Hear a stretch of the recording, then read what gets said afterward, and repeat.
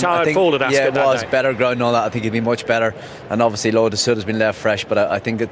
To the exclusion of everything else, it's the Queen Mother Champion chase time. Lotus Sud very weak on the exchanges just before the off.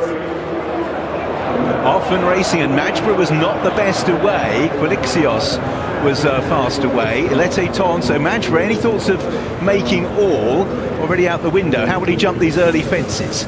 Okay, over there. Oh, and Sansegal made a bad mistake. Great recovery by Kieran Gethings, but drops from second down to 8th place. So early on, it is Quilixios in company with Majborough.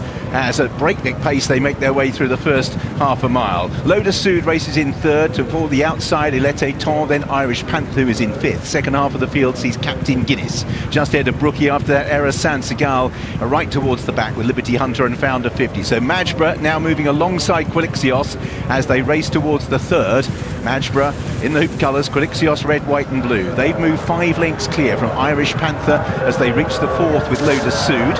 Majborough really stood off that. Etait Temps is in fifth, but Majborough hasn't managed to free himself of the attentions here of Quilixios, who's not going to enable him to find a jumping rhythm solo, and they've now from Irish Panther. So now Mark Walsh is going to go on with Majborough. He's invested quite a lot to get to the lead. Let's hope his jumping stands up. He takes the fifth. Will Mark be happier, or has he had to play his hand quite early to get clear? You're happy now. Obviously, he's just letting him go his own speed, and that speed is easily quick enough to see him at the front. He was very good, AP, I thought, when he got in short a couple of fences ago, and he's got bags of scope. He was very good at the second, Ed. He was, look, he was very good there. He's in a good rhythm, and he's getting them all pretty much out of the comfort zone, like we thought. Sansegal, after that earlier error, was pulled up before the fifth. Majborough is now in full cry. He leads from about 5 lengths from Quilixios, Irish Panther, then Lotus Sud, Etait Temps and Captain Guinness, 4 lengths to Libberty Hunter and Brookie as they head towards 6 out.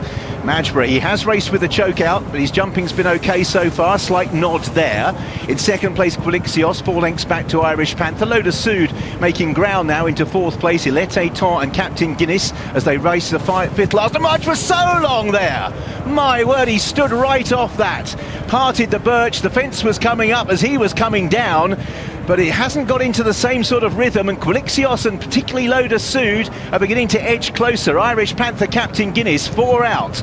Majborough heading towards the ditch. Majborough over, more circumspect there, but Quilixios has been able to close back up, and Lotus Sud is only 5 lengths away. So they're racing towards the third last. Majborough out in the lead, just hanging slightly. Quilixios back applying pressure for the second time in the race. It's panned out well for Lotus Sud, who'll have no excuses from there. Irish Panther, Etait Temps and Captain Guinness as they run down towards the third last. Majborough out in the lead. On the left-hand side is Quilixios, and Lotus Sud is now angled out as out in the lead. Majborough for Mark Walsh heads down towards the third last, but again he's facing pressure. Majborough parts his way through it and sat down behind, and was that one mistake too many for Majborough as Quilixios, with Lotus Sud poised, moves to the front. Etait Temps is creeping closer. Majborough's big engine has begun to splutter. Irish Panther is closing as well. A look behind from Harry Skelton on Lotus Sud on the outside of Quilixios.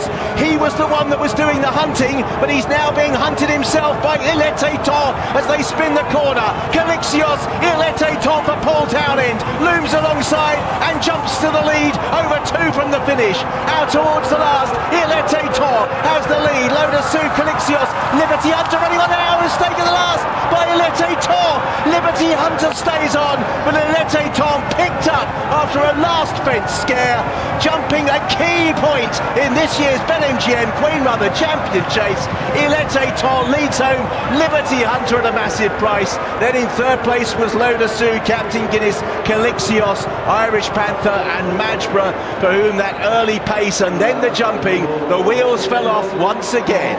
Etait Temps, great day today for Paul Townend and Willie Mullins. His only alarm came when he'd taken the lead at the final fence, readily getting rid of Lotus Sud, who eventually would be claimed by Libberty Hunter up the hill. They went a real gallop, and Majborough, pressed by Quilixios, once again the Achilles heel of jumping, found him out. Paul Townend, another winner on the day for Willie Mullins. Hollywood Racing and Barnan Stud are the winners of the BetMGM Queen Mother. and he's been a winning machine, this horse. 7 Grade 1s off the canvas at Ascot last time, and winning a Queen Mother Champion Chase in a race, Luke, that every year seems so unpredictable. Yeah, it was an incredible race to watch. Etait Temps was flat as a pancake when he fell last time. He just wasn't right. He's come back to that Tingle Creek form. He was giving a really patient ride. They went so fast, just going down to last. He's just popped that, and he just stumbled, astride after the fence. But he's just in a different league. Majborough, I mean, he started off, they went so fast in the quick softs, he just sort of blew himself up, and those mistakes, you just can't do that in those sort of races. He walked through one, didn't he, AP, and that was the end of that. Yeah, and what didn't help was that he missed the start, so he didn't really get the dictated. And I think again, the starts, isn't it? You've got to get a good start. He missed the start. He ended up having the rush to make up, and he got there by the second fence, but it meant that he wasn't dictating the race. Colixius was for the first 3 or 4 fences. We'll come back to Majborough, but let's focus on the winner. At Cheltenham, he's been 5th, he's been 5th, he's been 3rd, he's been questioned whether he likes this course. Well, today, Alice, he's answered that emphatically. He has absolutely answered those questions. Well, that's a famous girl leading up that we know. Paul, congratulations. It's always difficult for you to get on the right horse, but actually today your decision was made for you. But that's some training performance to come back from that heavy fall at Ascot. Yeah, there was a lot of work put into this horse after Ascot by the lady at his head and a lot of other people to thank.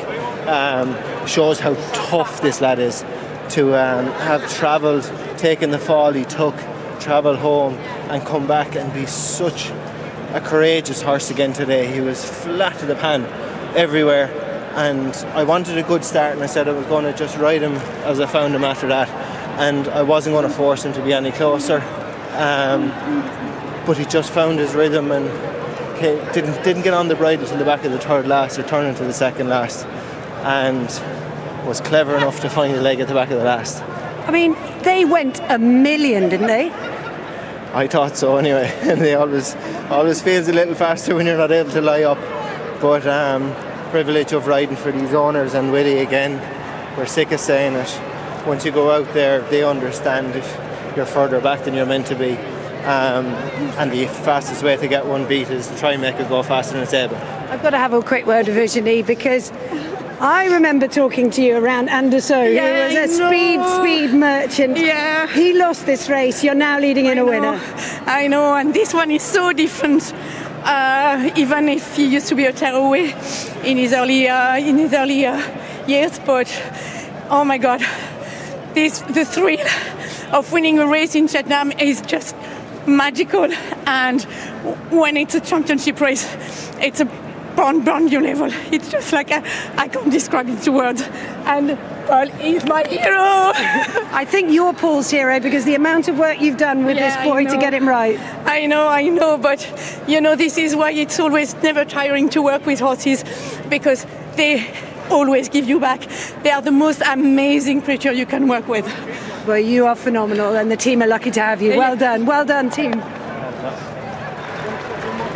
Yeah, it really is an amazing training performance. Remember how worried we were about him as he lay by that fence at Ascot. He was exhausted. And what a brave horse to bounce back like this. And he was fancied, clearly, because you could have got 9-2 a while back on Etait Temps. He's won at 5-2. Libberty Hunter has run an absolute cracker in second, running for Evan Williams' wife these days. That's because Evan Williams himself is no longer a licensed trainer right now. He's been found guilty of assault, so running in her name, and Libberty Hunter picked up the pieces to finish in second place. But this was the last fence scare from side on, Luke. Yeah, he just made it a little bit short, and you've seen horses do that before. You just take a couple of strides, Meg, and sometimes you've just got to be careful that you don't get tipped out the front door, don't you? Oh, look at that. He's done a little wrong actually over the fence. I think he met it well, and he's just landed a little bit steep and almost tripped and nodded on landing. Luckily he found a leg, and away up the hill he went. But I loved listening to Paul then talking about this horse, because as we said, he had that fall at Ascot. He was very tired. Willie saying beforehand, for whatever reason, he just wasn't firing. He just showed nothing in the parade ring beforehand. A different horse here at Cheltenham today, but Paul's saying how brave he is. He's